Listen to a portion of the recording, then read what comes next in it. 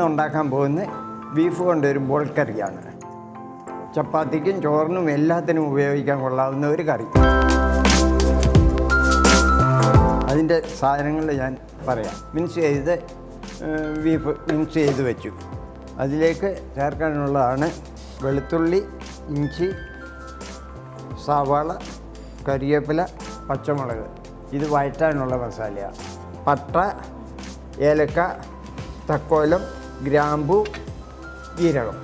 പിന്നെ അതിൻ്റെ കൂടെ ചേർക്കാനുള്ള മല്ലിപ്പൊടി, മഞ്ഞൾപ്പൊടി, മുളക് പൊടി, കുരുമുളക് പൊടി. ഇതിനു വേണ്ടി എണ്ണ, വിനാഗിരി, തേങ്ങാപ്പാൽ.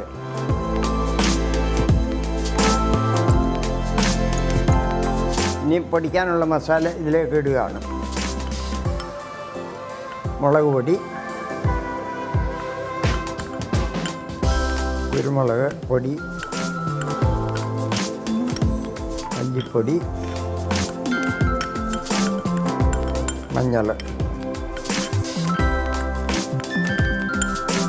പട്ട, ഗ്രാമ്പു, ഏലക്ക, ജീരകം, തക്കോലം. എല്ലാ മസാലയും ഇതിലിട്ടു. ഇതൊന്ന് പൊടിച്ചെടുക്കണം. ഈ മസാല പൊടിച്ചത് ഇതിലേക്ക് ഇടുക. ഇനി ഇത് ചെയ്യാൻ പോകുന്ന ഇതിനകത്തോട്ട് നമ്മൾ ഈ അരിഞ്ഞു വെച്ചിരിക്കുന്ന മസാല ഇടാൻ പോകുന്നു. ബോൾസ് ഉണ്ടാക്കാനുള്ള ഇറച്ചിയാണ് ഇപ്പം നമ്മൾ തയ്യാറാക്കുന്നത്. ഇതിലേക്ക് നമ്മൾ സവാള അരിഞ്ഞിടുന്നു, വെളുത്തുള്ളി, ഇഞ്ചി, പച്ചമുളക്, ഉപ്പ് കുറച്ച്, ഉപ്പും കൂടി ഇട്ട് ഇത് നല്ലപോലെ മിക്സ് ചെയ്യുക.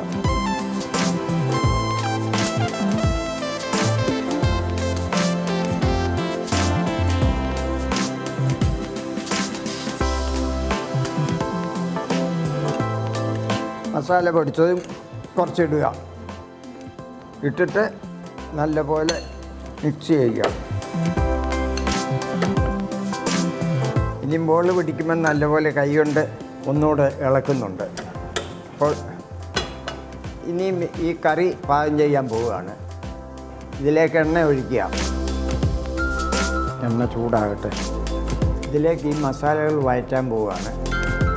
സവാള ഇട്ടു, വെളുത്തുള്ളി, ഇഞ്ചി, പച്ചമുളക്, കരിവേപ്പില.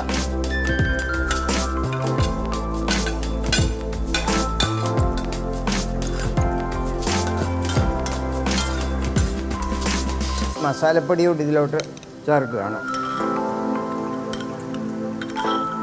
മസാലപ്പൊടി ചേർത്തു,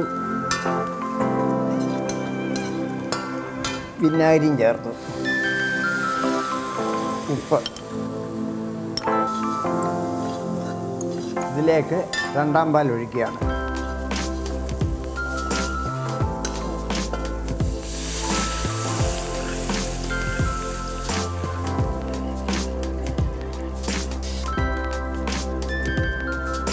മൂടി വയ്ക്കാം. ഇനിയിപ്പം ഇത് നമ്മൾ ഓരോ ബോളാക്കും.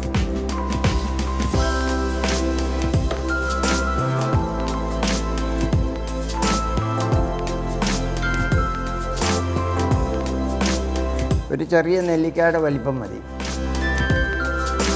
ബോൾ പിടിച്ച് പാത്രത്തിലോട്ടാക്കുക.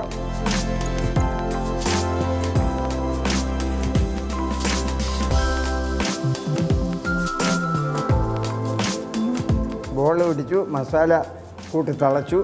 ഇതിലേക്ക് ഇനിയും ഇടാൻ പോവുകയാണ്.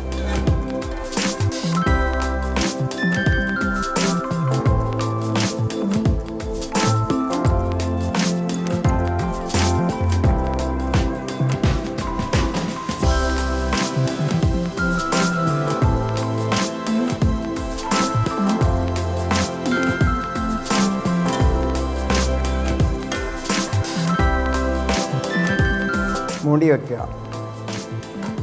15 മിനിറ്റ് മൂടി വെച്ച് അപ്പോഴത്തേക്ക് വേവും. തുറന്ന് നോക്കട്ടെ.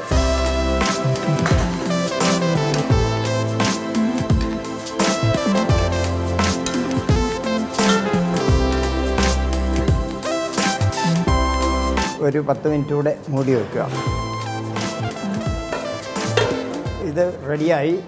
ഇനി ഇങ്ങോട്ട് തുറക്കുക, തലപ്പാൽ ഒഴിക്കുക, ഒന്ന് ചെറുതായിട്ട് തിളയ്ക്കുക, വാങ്ങുക. അത്രയേ ഉള്ളൂ ഇനിയത്തെ പരിപാടി.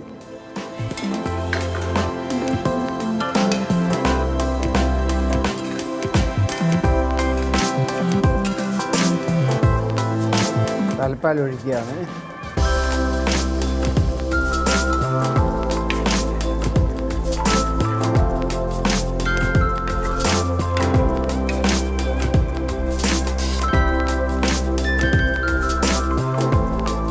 നമ്മുടെ ബോൾ കറി റെഡി ആയിട്ടുണ്ട്. ഇത് എല്ലാവരും ഒന്ന് ചെയ്തു നോക്കണം. ചപ്പാത്തിയുടെ കൂടെ കഴിക്കാൻ അത്യുത്തമമാണ്. ചോറിൻ്റെ കൂടെയും കഴിക്കാം.